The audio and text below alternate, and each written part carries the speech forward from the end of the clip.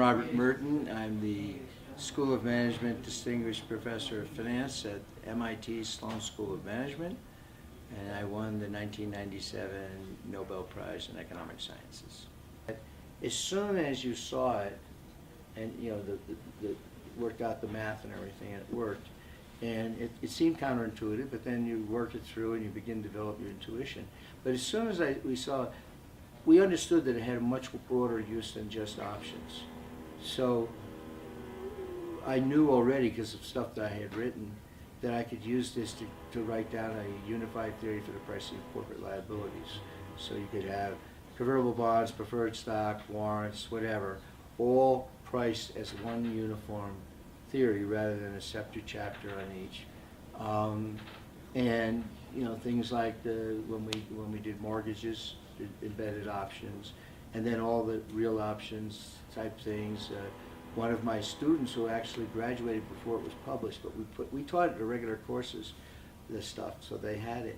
She applied it to drug discovery, and she ended up being the CFO of Merck for almost 20 years, and she made her career on that. So it was very exciting, you know, I mean, what they say, but also you could just see an enormous number of applications. So it wasn't like we've done it, sit, it was we've done it, wow, and our students as well as us could see there were more sort of papers to be written and more problems to be addressed than there was time to do it, and that's pretty exciting. Well, if you think about the field of finance, it's all about risk. If you abstract it from risk, you can teach all of finance in an afternoon. It's the time value of money, you're done. They're only need for one type of security. So both the theory, which is very big already, and the empirical work, but just think of the global size of financial industry. It's all because of risk. So when you say, how does it apply to risk management, that is what it's all about. The dimensions I see of growth and opportunities, one that I've believed in a long time, but now I see it coming, is bringing these tools to bear in understanding and modeling for macroeconomic risks, both systemic risks, but also just models of the macroeconomic system. It's amazing, but if you think about it, governments guarantee their banks. The guarantee is an option. Banks guarantee their sovereigns when they buy their debt. When they're both guaranteeing, this is guaranteeing this and this guarantee, you get feedback, and much like what we saw happen in Europe during the debt crisis between the sovereigns and their banks, and then across borders. All of that is not in the structure of macroeconomic models that are used. And all of that comes right out of basic finance and options. So I see an enormous area of big growth, of bringing the basic tools and knowledge of finance into a whole new application area that's very important. And I think it's going to just grow. So that's just one such area. So I think that will happen. Of course, there are many things we still don't know the answers to. I mean, it's not like it all is there. I mean, the methodology is very powerful. It's the same methodology is used today that was used 40 years ago. Not the formula. The formula is a special case. But the methodology, the thing we received the prize for, of replication, is still the way people think about dealing with how they would create new instruments, understand their risk, and understand their production cost or price. So in that sense, there's a lot from the past that's still relevant. But the big growth is, I think, going to be in broader and more creative applications. The fact that now, as these markets develop, you're going to be able to extract much more forward-looking information.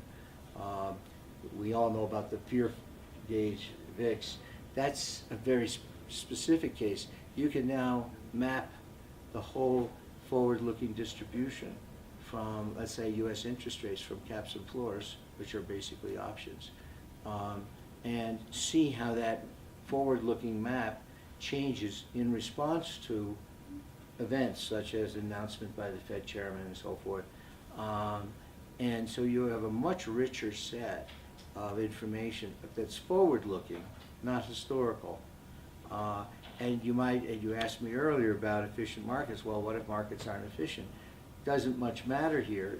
They certainly have information in them. They certainly reflect what people's actions are, not what they say, because that's what market prices are. And I think that's, the ability to extract information from markets is great. And I'll give you one example about markets. Suppose you wanted to know what an elephant looked like, but all you had is one person who is the world's greatest expert in elephant tails, holding the tail, knows more about the elephant's tail than anyone in the world. And you have someone who's holding the elephant's ear and is the world's greatest expert on that. Ask the person with the tail what an elephant is. What will they tell them? Right? Ask the one with the ear, what will they tell them? Doesn't look at all like an elephant, right? So even though they're all experts in their area, none of them knows what an elephant looked like. But if they trade in markets, imperfect as it is, these ones trading on what they know very well, these ones on these, and interacting, the prices sort of map out what an elephant is. Not necessarily without distortions, not perfectly, but I don't know of any substitute. There's no government that has enough data to produce the elephant.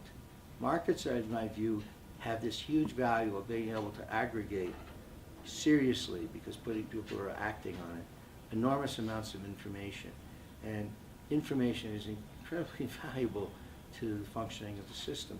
So if we can use finance, great way to be able to work out the mechanisms and the designs of markets in order to extract this information. So I think I'm very excited about the opportunities going forward to meet the many challenges. So there are big challenges which create big opportunities, and I think there will be a major role for finance into the indefinite future.